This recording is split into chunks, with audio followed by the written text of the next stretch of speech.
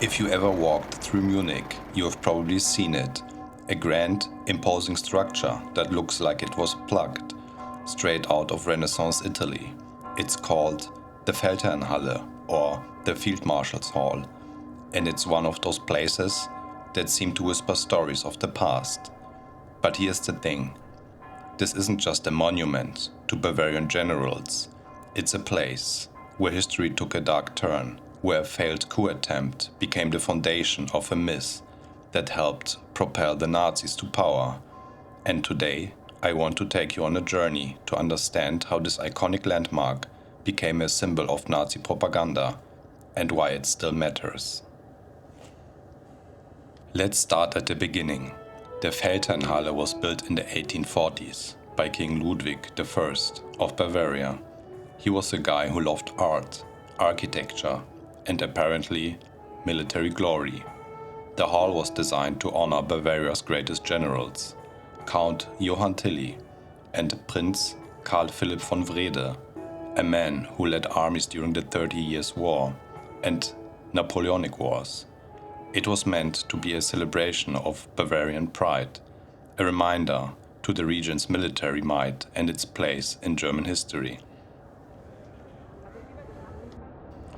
Designed by Friedrich von Gärtner and completed in 1844, the Feldherrnhalle was inspired by the Loggia di Lanzi in Florence, Italy, and quickly became a symbol of Bavarian military pride and heritage. It's got these massive arches, statues of generals, and a bronze lion that looks like it's ready to jump. It's the kind of place that makes you stop and stare, even if you are not a history buff. But here's the twist. This monument, built to honor the past, would later become a stage for one of the most infamous moments in the 20th century history.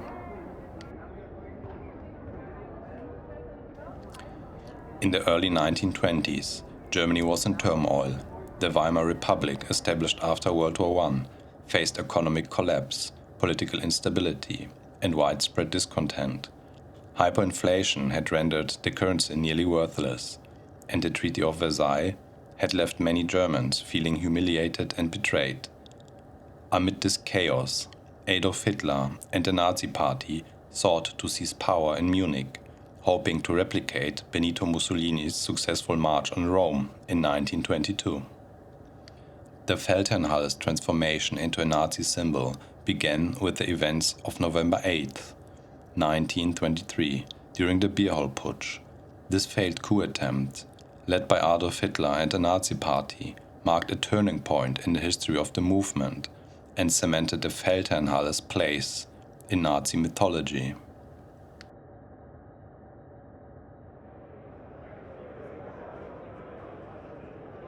On the evening of November 8th, Gustav von Kahr, State Commissioner of Bavaria, was addressing a crowd of 3,000 officials and citizens at the Bürgerbräukeller, a large beer hall in Munich that was destroyed in the late 1970s and is a regular hotel today. Hitler, accompanied by SR troops and Nazi leaders like Hermann Göring and Rudolf Hess, burst into the hall. Hitler fired a shot into the ceiling to silence the crowd and declared, "The national revolution has broken out. The hall is surrendered by 600 men."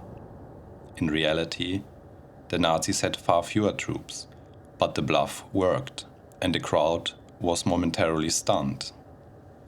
Hitler and his men isolated Kahr, Otto von Lossow, and Hans von Seisser in a back room. At gunpoint, Hitler demanded their support for the coup. He dramatically said, "I have 3 bullets for you, gentlemen, and 1 for me." General Ludendorff arrived later and, unaware of the coercion, persuaded the trio to join Hitler's provisional government.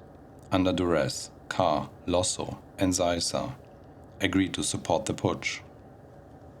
Hitler's plan began to unravel almost immediately. He left the beer hall to deal with the standoff at an army barrack, while Ludendorff allowed Kahr, Lossow, and Seisser to leave. Once free, the trio renounced the coerced pledges and mobilized police and army units to crush the putsch. The Ludwigsbrücke was one of the critical points along the march route. The bridge served as a crossing point over the Isar River, connecting the eastern part of Munich to the city center. The putschists needed to cross the bridge to reach their destination, the Bavarian Defense Ministry and other strategic locations in the heart of Munich. As the column of putschists approached Ludwigsbrücke, they encountered a police blockade. Göring, as one of the leaders, played a key role in negotiating with the police. He used his status as a war hero to appeal to the officers, many of whom were veterans themselves. Göring's presence and persuasive tactics helped the putschists to cross the bridge without immediate violence.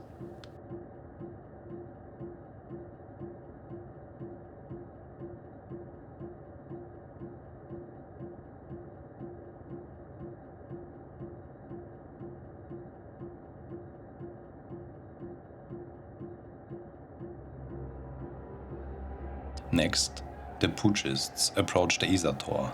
They were joined by additional supporters, swelling their numbers. The gate served as a rallying point for the marchers, who were energized by Hitler's speeches and the presence of Ludendorff, a revered World War I hero. The Isar Tor's imposing structure and historical significance added to the sense of occasion, as the putschists believed they were part of a historical moment. As the column of putschists entered the Marienplatz, they were greeted by a mix of supporters and curious onlookers. The square's central location and open space made it an ideal gathering point for the marchers. Hitler and Ludendorff addressed the crowd, delivering impassioned speeches calling for a national revolution and the overthrow of the Weimar Republic. Hitler's speech in the Marienplatz was a key moment in the march. He sought to inspire the crowd and rally support for the putsch, emphasizing the need to restore German honor and overthrow the November criminals, a derogatory term for the leaders of the Weimar Republic. His rhetoric resonated with many in the crowd who were disillusioned with the economic and political chaos of the time. General Ludendorff, a revered World War I hero, added credibility to the march. His presence in the Marienplatz helped legitimize the putsch in the eyes of many onlookers. He was seen as a symbol of German nationalism and military prowess. The atmosphere in the Marienplatz was tense and chaotic. While some in the crowd cheered the putschists, others were skeptical or outright hostile. The presence of armed SR troops and the aggressive rhetoric of the Nazi leaders created an atmosphere of uncertainty and fear.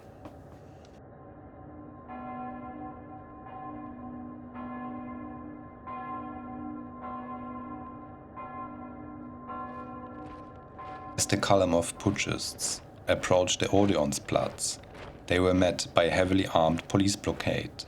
The Bavarian government, led by Gustav von Kahr, Otto von Lossow, and Hans von Seisser, had mobilized police and military units to stop the march.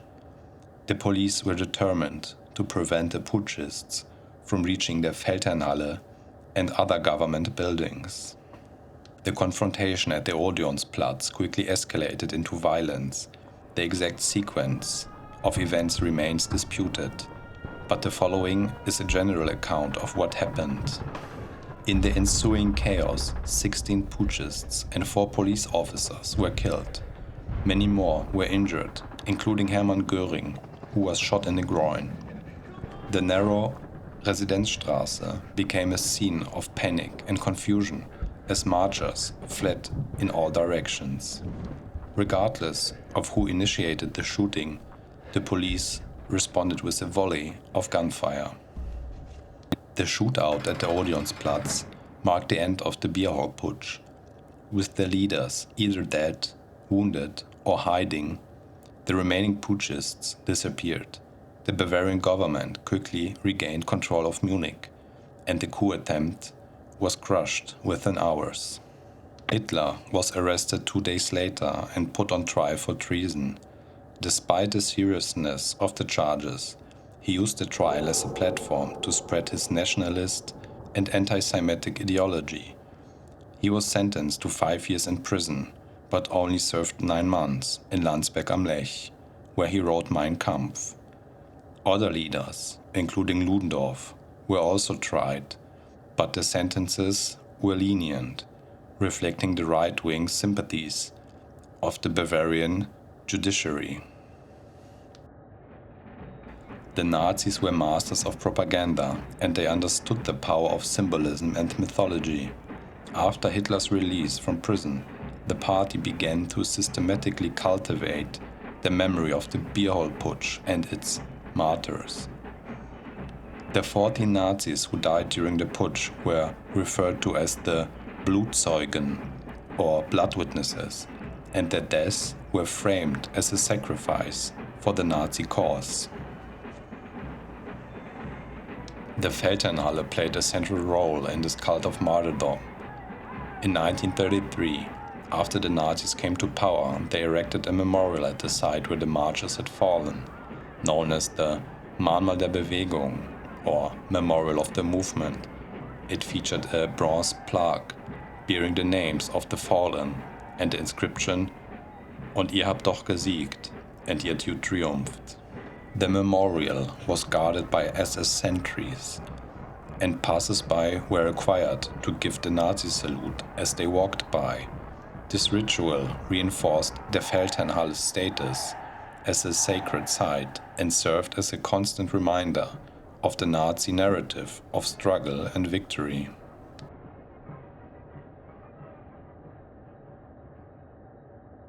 The annual commemoration of the Beer Hall Putsch became one of the most important events in the Nazi calendar. Every November 9th, Hitler and other high-ranking officials would lead a procession from the Bürgerbräukeller to the Feldherrnhalle, retracing the steps of the 1923 march. This ceremony included speeches, wreath-laying, and a solemn roll call of the fallen. The event was broadcasted nationwide, and its imagery, Hitler standing before the Feldherrnhalle, surrounded by his followers, became a powerful symbol of Nazi unity and resolve. Beyond its association with the Beer Hall Putsch, the Feldherrnhalle also served as a broader symbol of Nazi power and authority. Its classical architecture and historical significance made it an ideal backdrop for Nazi propaganda. The Nazis frequently used this site for rallies, parades, and other public events, reinforcing their connection to Bavarian tradition and German nationalism.